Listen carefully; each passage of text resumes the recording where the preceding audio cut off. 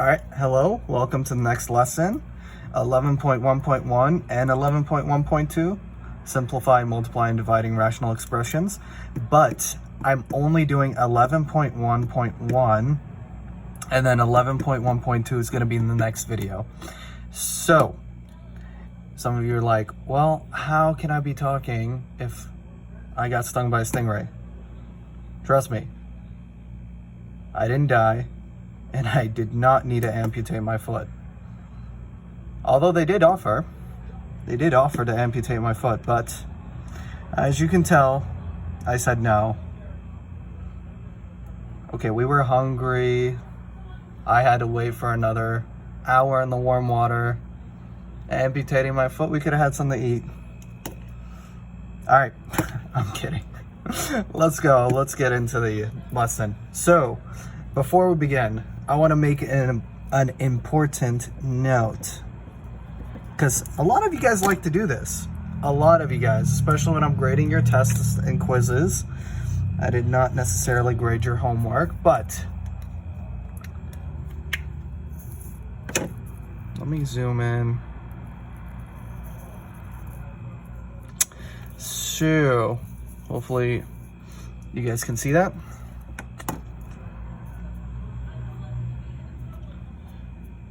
So, let's make an important note. You cannot do this. Do not do this. X minus 3 over X minus 3. And you guys are like, well, negative 3's cancel and X's cancel. No, you cannot cancel like that because your common denominator is X minus 3. Remember that. They are not common factors. If you were to split it up, it would look like this. X over X minus 3 minus 3 over X minus 3. So how could you split them up if this is what you get when you expand it? All right. Hopefully this makes a little bit more sense. Yeah, let's just do the first one, 11-2. Okay. So if you read the top thing, I don't think you guys want me to read it, so read it to yourselves. Yeah, pause it, since I'm just gonna move on. If you want to read something before I get going, just pause it, read it, and then watch me do it. So let's go. Is Mr. Wonder correct? I'm hoping you read that question before, so let's go. Is Mr. Wonder correct? Yes. Why? Why is he correct? Well, if you do 16x over 16x, you'll get 16 over 16 times x over x, right? When you expand it, which would equal 1 times 1, which gives you 1. Or you could look at it as 16 over x over 16 over x, and the 16s cancel, x's cancel. You see, I can cancel that way because they're multiplied to each other. Remember, which equals 1. So you can either use this way to prove your conclusion or that way. And this is called just common factor. Oops. I'm going to put a space between that. Common factor. All right, let's do B. Why can x not equal 0? Because 0 over 0 does not equal 1. First of all, remember, 0 over 0 is indeterminate. Right? So it's like if you divide something by 0 and 0, you're supposed to, if you divide two things by itself, you're supposed to get a 1, but 0 is the exception to this rule. All right? So, C, next, Mr. Wonder considers x minus 3 divided by x minus 3. Does this expression equal 1? What value of x must be included in this fraction? So, x minus 3 over x minus 3, right, if I use the common factor method, does equal 1. It does equal 1, right? We can also check for different values of x. So if I said x equals 1, if you want to prove it this way, 1 minus 3 divided by 1 minus 3, which would give you negative 2 divided by negative 2, which gives you 1, right? you get 1. So, what value of x must be included in this fraction? Well, what happens if we plug in x equals 3? We get 3 minus 3 over 3 minus 3, which gives us 0 over 0, which does not equal 1 because it is indeterminate. If this happens, write indeterminate. So, it is indeterminate, so we must exclude x equals 3. So, I'm just going to draw an arrow to excluded because, well, laziness, and I ran out of room. So, if you have room, you can write x minus 3 is excluded, or you could just draw an arrow. As long as you know what that means when you look back at your notes. I know what it means. So, it's down to you, please. So, do whatever's going to help you. Mr. Wonder says that when any fraction or number is multiplied by 1, the fraction stays the same. For example, he says that the product below equals x over y. Is he correct? Yes. Now, let's prove it. Z over z equals 1. Right? So 1 times x over y equals x over y. Anything times 1 equals 1. And we can also multiply it in. Z over z not equals, because we already set that equal to 1. So we can also multiply across times x over y, which we'll get xz over yz. Z's cancel, and you get x over y again.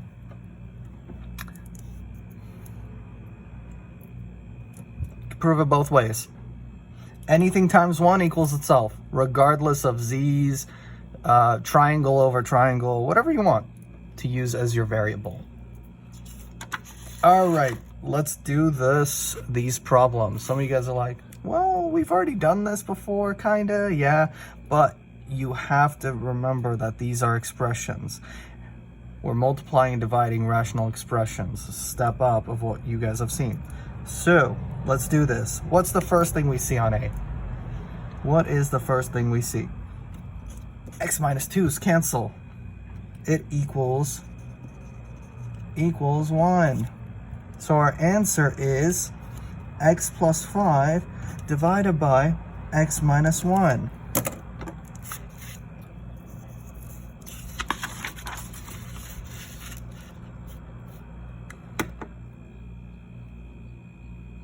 Oops. Sorry. I'm trying to get my handy dandy highlighter. All right. So now, is this always true? Are there any exceptions or exclusions to this rule? Right, there are 2, not just 1, because we have to look at our original equation. We can't have a 0 in either of these 2 denominators. So, x equals 2, x cannot equal 2, and x cannot equal 1. Makes denominator equal 0, right? All right, let's do B. So what's first? Well, x's cancel, cross cancel, 9's cancel, right? So it equals 1, or we can prove it a different way. Equals 9 over 9 times x over x, which equals 1 times 1 equals 1. X, what needs to be excluded? What can x not equal? X cannot equal 0. You guys are absolutely correct. So, that's it. Simple, but we have to understand this process that we're doing. If you understand this process, then the rest of this lesson is gonna be very simple, very doable. All right, what about this if we simplify it? So I like to start with the outside. 6 and 3. 3 is 1, 6 is 2, right? And because I have 2 n minus 2's and 1 n minus 2, this one gets turned, this one disappears, and I have 1 left on top. So my answer is 2 times n minus 1, right? You don't have to distribute the 2n. You could just leave it as 2 times n minus 1, right? But if you did, you can get 2n minus, 2n minus 2, so you get 2n minus 4. Sorry, my mistake. So, here are both of your answers. Oh, whoops. Get one over here. Whoopsies.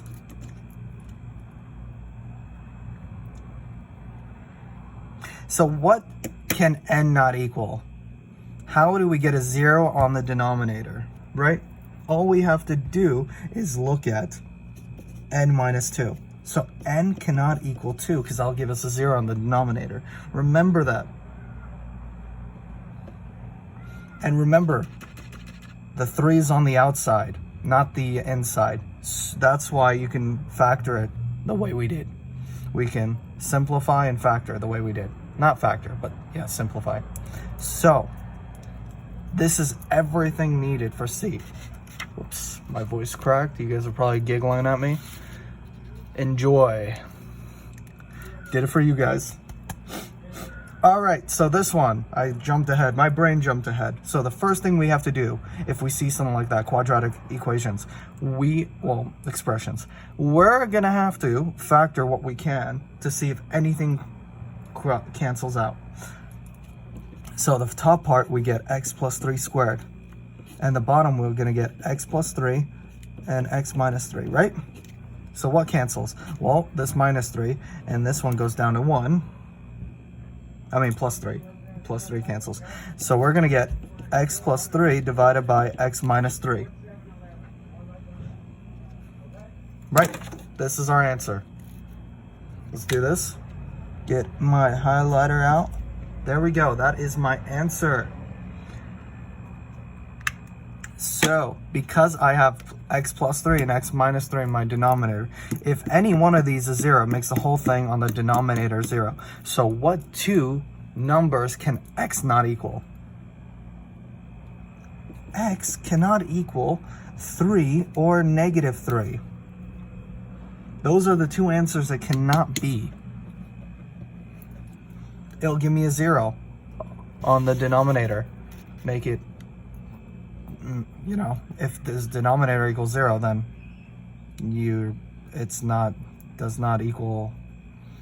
cannot be answered. What is that? No solution, right? And we can't have no solution.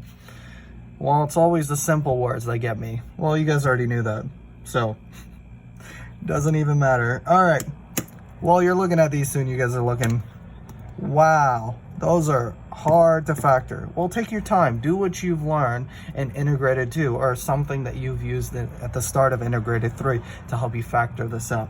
I already know these factors because I can see them, so I'm just going to write them down. And if you need help factoring, ask me questions when we see each other. All right, so let's do this. 2x plus 5, no, not plus 5, minus 5, and x plus 2 are my factors for that one. Divided by 3x plus 1 and x plus 2. Oh, look at that. Things cancel. There we go. And we get 2x minus 5 divided by 3x plus 1. That is our answer.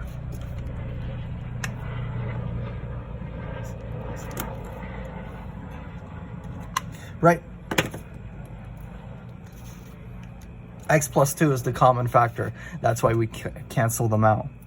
So, what can x not equal? X cannot equal negative 1/3 because of 3x plus 1, or negative 2 because of x plus 2. Right?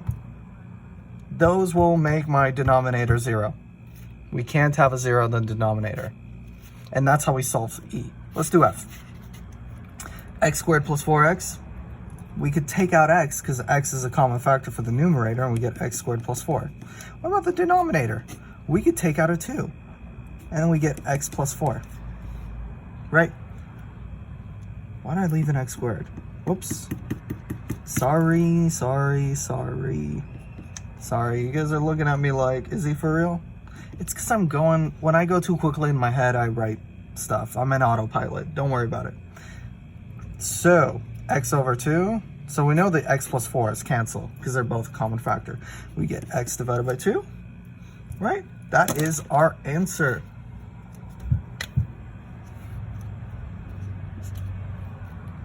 You guys are like, oh my God, the highlighting. It just changed. So remember, x plus 4 divided by x plus 4 also equals 1, right? That's how we can also do it that way. We can get rid of them because we know they're common factors, or we can prove it that way. You have to start proving it in your head and understanding what is what. So, what can x not equal? X cannot equal -4 because it's x plus 4. If we put a -4, we get a 0. And that's it. Hopefully for this lesson, for 11.1.1, if you have any questions or need help asking me about anything, we will see each other. When you see me, please ask me any questions. If I say one more time, probably gonna slap myself, but won't do it in front of you guys. Well, I'm gonna stop talking. Thank you, and I'll see you in the next video.